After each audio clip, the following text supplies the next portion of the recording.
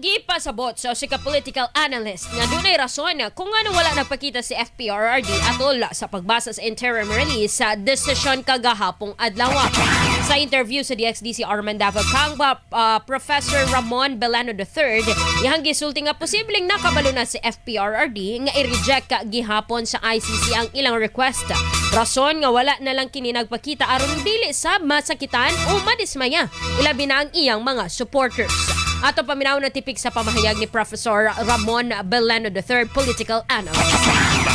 Baka premonition na to, no, na siguro nakikita niya talaga na medyo malabo. So wag na lang magpakita. Baka pag nakita siya, medyo mabuhayan yung mga Pilipino, and then biglang ganun yung decision, then babagsak na naman, no, para at least hindi masyado masakit, no.